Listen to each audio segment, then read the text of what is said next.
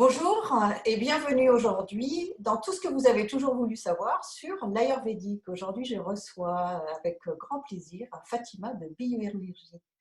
Fatima, peux-tu te présenter s'il te plaît?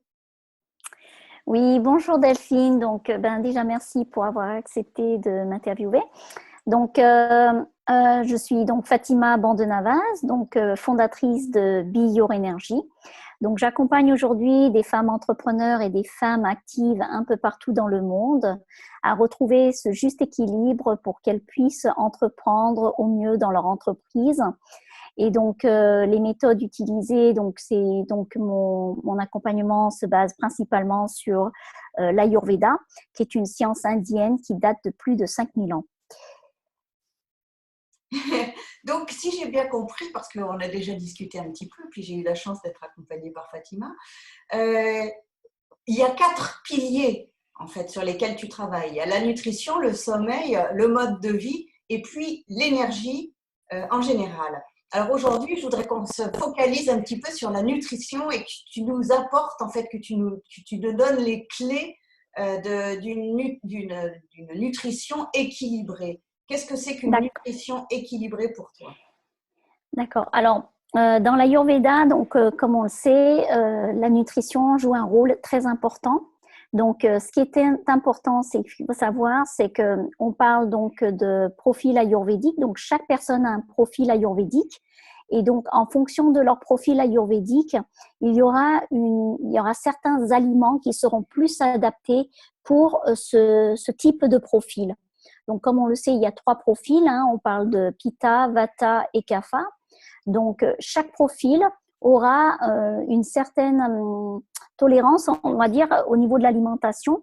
Donc ça, c'est très, très important de respecter, en fait, de manger en fonction de son profil ayurvédique, je dirais.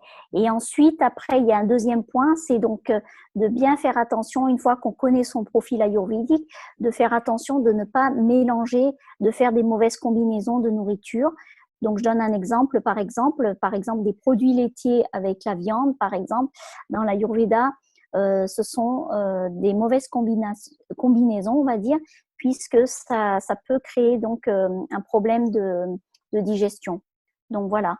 Donc, le quoi, ce qu'on mange, c'est important, mais comment on mange est aussi très, très important en Ayurveda.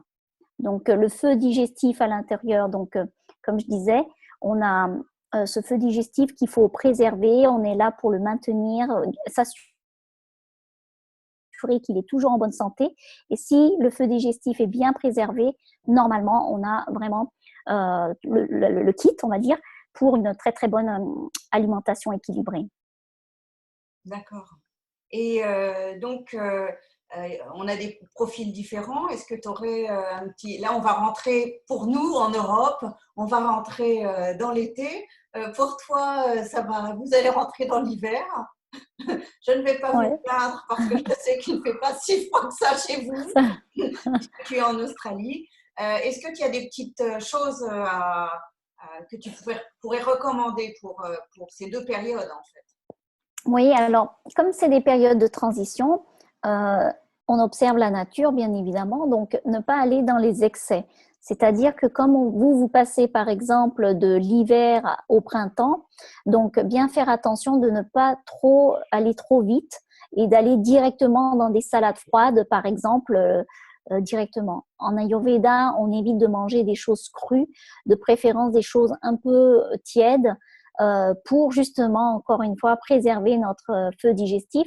Donc, et si jamais vous êtes tenté par des salades ou des choses comme ça, il faut bien mâcher la nourriture pour qu'elle soit vraiment bien mâchée pour aider justement faciliter la digestion. Donc, je dirais ça.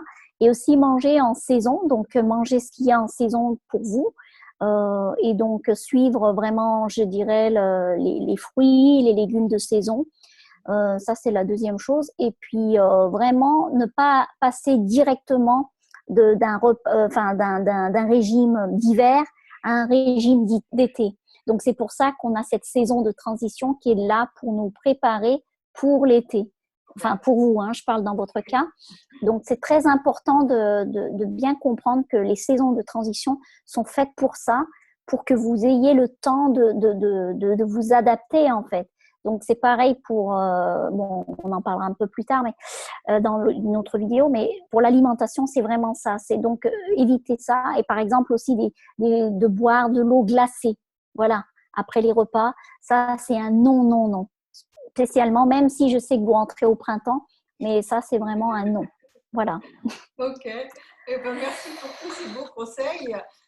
C'est très important, la nutrition, c'est très important pour l'équilibre de vie, c'est important pour l'équilibre de l'entrepreneur. Et donc, tu accompagnes les entrepreneurs pour justement avoir cette bonne balance, en fait, qui leur permet d'être performants.